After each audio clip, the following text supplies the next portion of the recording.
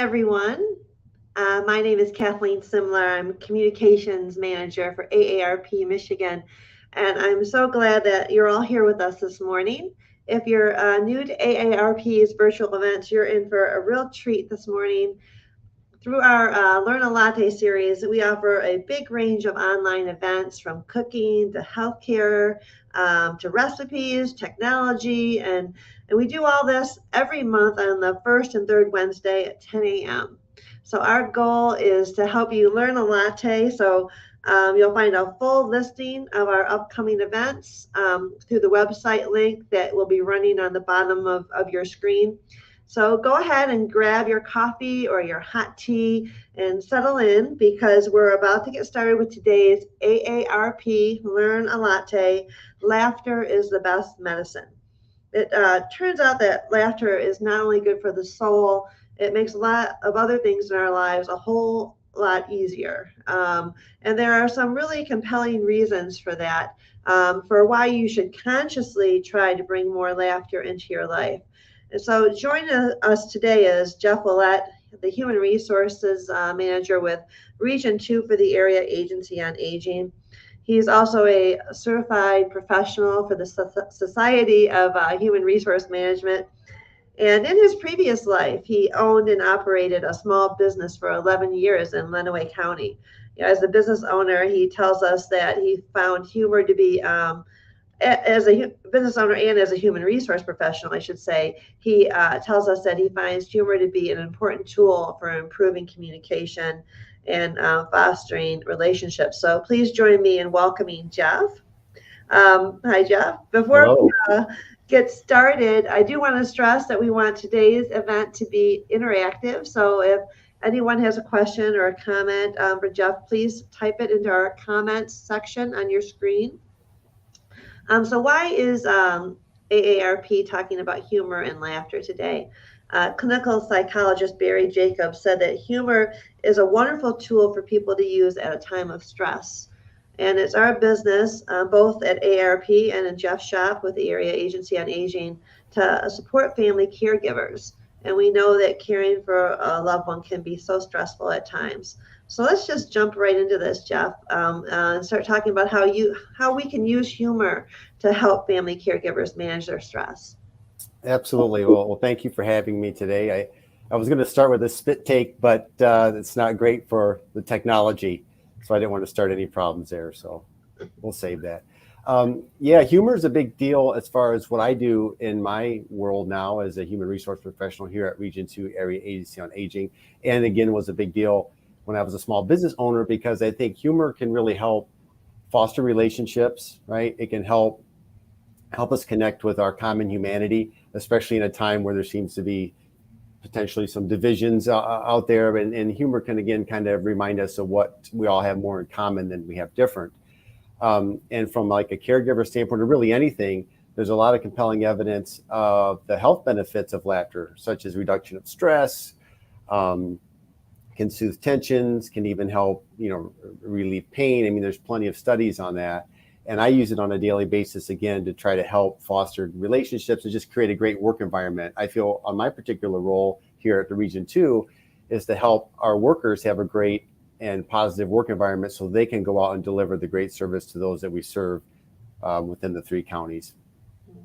Wonderful, wonderful. This is probably a good time to tell people that even though our session is titled Laughter is the Best Medicine, we're not going to give out medical advice, just tips and information to help people use humor and laughter in your lives. So, could you go into a little bit more detail what some of those short-term and long-term benefits would be? Sure. There's some of the things that are probably maybe a little more obvious that we've heard before about the stress relief, but it's also shown, we have a nice article from the Mayo Clinic that I know we're going to share, that it shows it can help stimulate organs. It can activate and relieve your response to stress just by lightening up. It can increase blood flow, can decrease your heart rate and your blood pressure. Actually, even some things show it can improve immune system function and basically just improving your mood. I mean, a lot of things, I think many of us can agree, are impacted by our attitude. And we don't have control over what things are happening around us, but we do have control over how we respond. And sometimes if we can take a minute, take a breath, and try to connect again to something that's a little more lighthearted humor. If we improve our mood, then generally we can address things better, or maybe approach things better that are happening around us. Mhm. That's so important to remember that the physical benefits, I think people take for granted, how it can maybe even help you live a longer life, certainly a happier life. So I've read that laughter can also be a friend maker. From your work, your previous and current roles with HR, how have you seen laughter impact groups of people?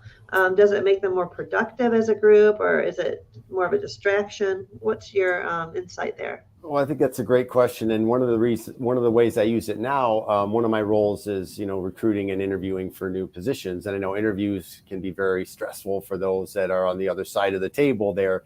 So I like to use humor to help lighten the mood, get people to relax a little bit, so we can see more of their truer self. I mean, my colleagues who join multiple interviews with me probably get tired of tired of my jokes, which is somewhere between like a dad joke and Jerry Seinfeld, some kind of mix there.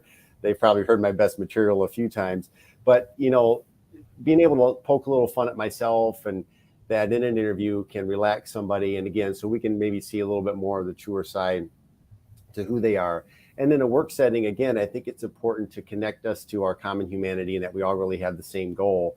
And a lot of times, if you can get to where you're not taking your own self too seriously, it can just kind of help you. I mean, any job, any work is going to have a certain amount of stress that we can't avoid. But again, it's how do we respond to that? Do we take a few minutes to just kind of take a deep breath, connect with our colleagues, and maybe share a laugh? One of the tips is, don't be worried about creating laughs, but rather just share laughs, share laughter. And I think that it helps with all kinds of stuff, because again, attitude is so important. It can help with productivity. And I don't think, I mean, I suppose anything in excess can be distracting, but I mean, I don't think we're talking about, sitting around and watching movies while we're working, but I think we are talking about having a more comfortable environment and not being afraid to take a moment to not take ourselves too seriously. Yeah, I think that you're so right there. I do find that, especially in interviews, and it's just a good icebreaker. Sometimes I think, you need to pause and before you jump right into the business of the day, to have that moment, that lighthearted moment, and I think it makes people connect more. So we do have a couple of questions coming in. All right. Anna is asking, does the length of laughter matter? I don't think so. I think any little bit that you can just take that moment, and, the benefits of breaking the monotony and just giving yourself a minute, I don't think it matters. I think that what matters is, again, feeling better, lightening the mood, and not taking ourselves quite so seriously. Speaking of which, Kevin kind of sent us some little humor here. He said that he sent his hearing aid in for repair over a month ago, and since then he's heard nothing. Boom. Like that. I'll probably use that one. Thank you, Kevin. And then Kathy is asking about jobs and about retirement. So humor in jobs and humor in retirement, which I think, it transcends all aspects of our lives. I think so, and I think it's important to kind of be intentional about things too. And again, one of the things I always go back on, and I'll touch on it again, was we can't control the things that are happening to us, but we can control how we respond to it. And again, not sometimes just taking that moment and realizing in some context that maybe things aren't quite as serious, and not everything's a code red 5-alarm fire, right? And, it may feel that way in the moment, but if we can just take a breath and find some humor, it can help. That's very true. So, one thing that I've noticed is that humor can be totally contagious, especially as someone that has a really good laugh. So, why is that so? I mean, are people just in need of it and seeking it out, or? I think there's layers to it, and I think you can find there's a lot of research about the physiology behind it, whether it be chemical or neurological, the response to it, and why that seems to be contagious. But I think the simplest answer is just people have that need they're drawn to more of a uplifting or more of a positive environment. We're drawn to it. We'd rather feel good than feel bad, and I think people tend to gravitate toward that. And I think that's one of the reasons why it's a good tip too, when we're talking about being intentional about this, because really anything in life, a lot of things don't really happen by accident. You have to be intentional about things you want to be better at. And part of that is choosing to align yourself or spend time with people who do make you laugh. We all know people who generally you feel a little bit more positive when you're around, and then there are some people who maybe you feel a little bit more negative. So being kind of intentional about who you group yourself with can also help promote that more laughter and again make it somewhat contagious. Yeah. I think it's interesting. Uh, Someone once said that you should schedule humor into your lives, which sounds so contrived and artificial. Mm-hmm. So, how can you do that? How can you make it more of a natural part of your life? So again, I think a word I like a lot is intentional. So again, kind of being intentional about it. So one of the things is kind of knowing your humor and understanding that you're, Kathleen, what makes you laugh might not necessarily be the same taste of what makes me laugh. So know what your humor is. That's one thing. And then, you can find a few things that you even kind of keep around your desk that make you smile. It might be family photos or a picture of a fun time you had. It might even be a little toy or something that just kind of, again, in a period of high stress, you might glance over. And I recently took a training from Disney, and I got this little goofy character. So, and when the guy gave it to me, he says, "Boy, that seems appropriate." So I wasn't sure what he meant by that, but anyway, the goofy over here does make me laugh. So in a period of high stress, I might take a glance at it. It just kind of calms me down, along with the pictures of my family over there. Another thing is to find a way to kind of laugh at your own situations. Again, not take yourself too seriously. It's important not to laugh at the expense of others. That's not what we're talking about. But if you can maybe poke a little fun at yourself, sometimes you realize that things aren't quite so bad as they initially seem. And then I think a third thing is just, again, working on sharing a laugh. I think we all underestimate the power of just making somebody smile. And you might be walking by a coworker, they might be having a bad day. We all have our own things going on that no one really knows about. But if you just take a minute and kind of make them smile, and it doesn't mean you have to pack a bunch of clown noses in your, in your briefcase, but just even if it's just, hey, how are you, boy? You look great today, or how are you doing? Just making them smile for a second doesn't necessarily even have to be a joke, but it can really uplift somebody. That's so true. In my own life, I've had people, like the one guy used to shoot rubber bands over the cube walls, and it was just a little bit of humor. And then I worked for a woman, in her speeches. She always wanted to start her speeches, with a joke. It's kind of like an icebreaker. Mm-hmm. And it kind of won the audience over on her side, and it was like a nice touch point. And I know even this past weekend with the Fourth of July, it kind of helped connect generations. Somebody said, "Let's all pull out our cell phones and show the last picture you took," and that ended up being a real funny moment, especially the variety of photos. And Totally. yeah, so when you talk about scheduling humor into your life, it doesn't have to be really staged or contrived, just more natural, and just making room for it. So Exactly. we do have a question from somebody from my previous life, Christine. I used to work with her back in the 80s. Can you suggest sources that inspire humor on an as needed basis? Well, I think you start with, again, knowing your sense of humor and knowing the things that make you laugh. So that's kind of the starting point. And then you can do, simple things like, if you're a comic strip person, maybe you have some of the comic strips you like that you look at. There's all kinds of, there's no shortage of access to video nowadays, good or bad. But maybe watching a funny video, again, that's in line with your particular sense of humor, that might be a go-to for you. You might have that favorite TV show that you like, that favorite sitcom, and maybe you make sure you take some time to watch that, in an evening or whatever. So again, it's kind of looking at these things, knowing your sense of humor. Again, what's funny to me may not be funny to somebody else, but look for that laughter in the things that you like and be intentional about it, and it can help. So, from your corner of the room as an HR person, are there any like rules that people need to be careful about when it comes to using humor? I'm sure at work probably, but even in personal scenarios where you probably just want to just be more conscientious about the humor you're using. I think that's a great point. I think with anything, we always want to be sensitive to our surroundings and do the best we can for that. And I think we're always looking to embrace positive laughter. So I think you want to be sensitive, and obviously you don't want to be, you'd rather poke maybe a little bit fun at yourself. You never want to laugh at the expense of somebody else. And just being sensitive to those in the room, and also remembering that, again, your sense of humor may not be that of everybody else.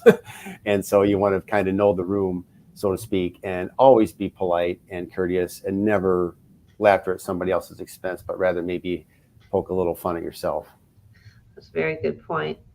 So ARP is really great at making things more fun.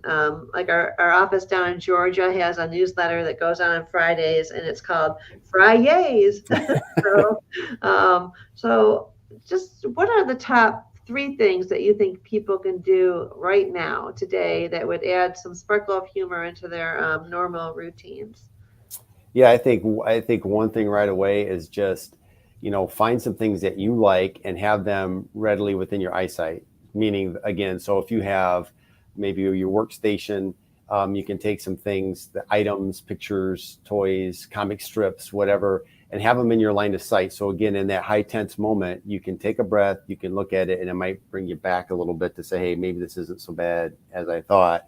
And then again, focus on who you be a little bit intentional. There's that word again about who you, the groups that you're with, and try to the extent possible, align yourself and spend time with those people that make you feel more positive and that encourage some positive laughter. And then the other thing I think is right away is also look for that humor in the common situation. And if you take a minute to do that, again, you might find that the situation isn't quite as bad as you once thought. And there's so much going on, and there's can be so much us versus them at this point in time. But if we can take a little bit of laughter, we kind of connect back to that common humanity and remind ourselves that, at the basic level, we're all a lot more similar than we are different. That's true. I was thinking, when we were preparing for this event, that laughter can also be a really big part of healing. I've noticed that at funerals, the best eulogies are Mm-hmm. the ones that pull from that humor thread in somebody's life, and stories that will make people laugh. And you know, and I think that's an important thing. That's one of those things that you can conscientiously, I think, Yes. think about ahead of time, when you're going to those circumstances. Because I do think there's, I don't know if you know of any like medical side of it for healing during grief, but just in my own personal life, I have noticed that. There's a So, lot of interesting studies on that. And again, if people are interested in looking at more of the medical side of it, there's plenty out there from whether it be from the Mayo Clinic, which is one article I had kind of looked at, but there's several, but there certainly is physiological benefits apart from more of the obvious things that we think about that absolutely can help your health overall. yeah, that's for sure.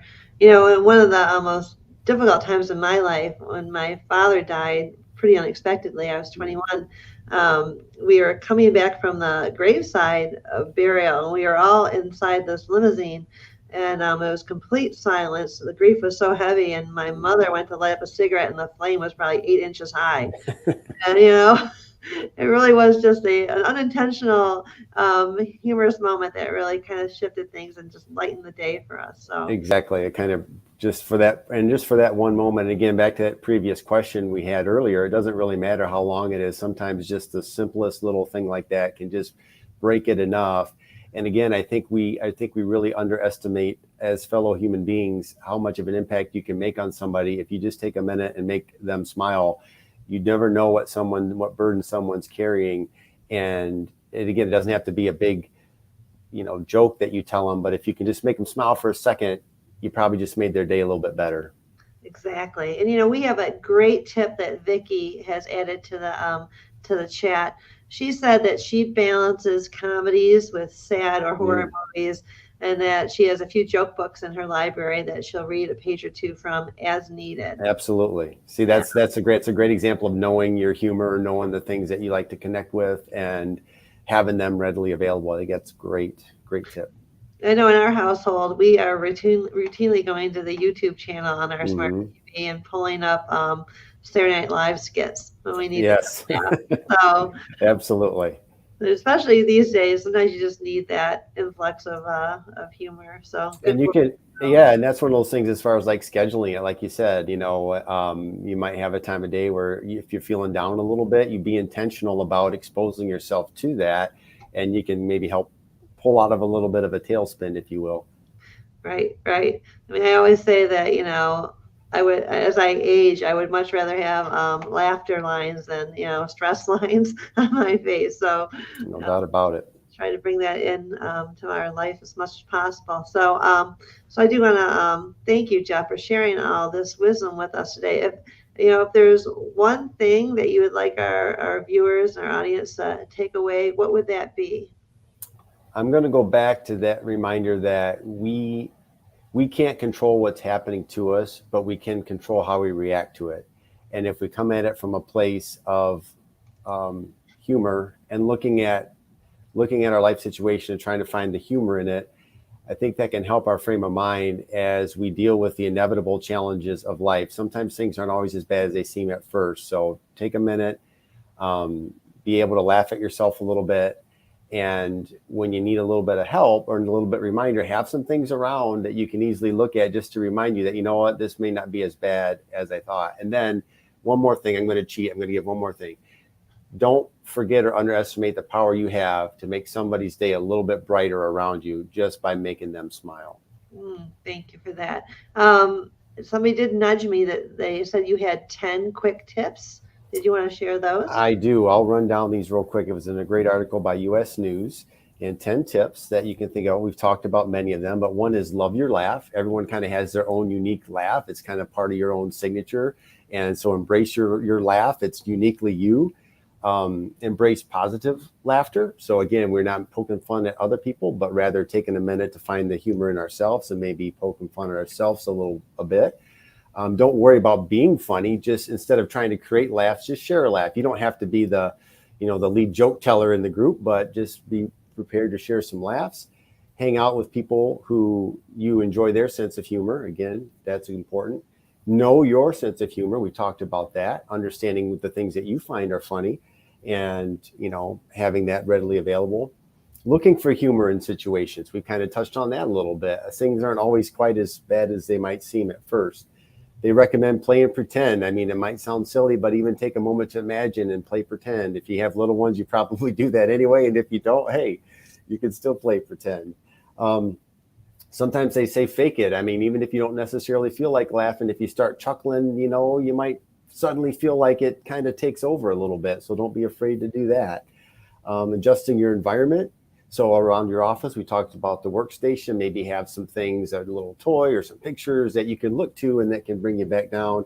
And then finally, you don't have to force it all the time. Like just by having your environment set up that's more conducive to things with some of these tips, you might find that it becomes a little bit more natural and then it doesn't feel quite so forced. Thank you so much. And you can find his tips that he just shared with us in the comment box. So thank you for that. I do want to mention that Jeff from Grand Rapids area, he is actually a mental health therapist. And he says that he uses humor therapy frequently in his Wonderful. work. So you can see the power of that is definitely working its magic and its wonders. So, and by the way, of those tips that you shared, I have found, great strength in them. One in particular, surrounding yourself with people that, choosing the people that bring that kind of light into your life is very important. And I tell my kids, my adult kids now all the time about the attitude adjustment. If you, even when you're not feeling it, if you just kind of, not fake it, but put yourself in a mindset, it can lift you up right there. Exactly. So that's absolutely wonderful. Let me see if there's any more questions that I missed. I don't think so. So of course, we are sharing links in our comment box to the benefits of humor and laughter. So I invite everybody to take a moment to look at that. You can also find a link to our ARP's Real Possibility show that we talked about laughter, and we actually had a joke contest, and the winners were on it. So if you need a quick laugh right now, click on that link. So I think you'll really enjoy it. And as I mentioned earlier, we are sharing the link to our events page on your screen. So if you are looking for something interesting, and we have a wide range of topics, the next episode of our Learn a Latte is on Wednesday, July 20th at 10 a.m. And we're going to be talking about maintaining your balance. which is I will not be hosting that one, but I'm going to tune in since I just took a little spill in my bathroom when I got out of the shower. So I can use any tips I can get there. So again, I want to thank you, Jeff, so much for being here today and sharing your wisdom with us and all of our viewers. I hope all of you have a great day and you find lots of moments for laughter. Thank you and take care. Thank you.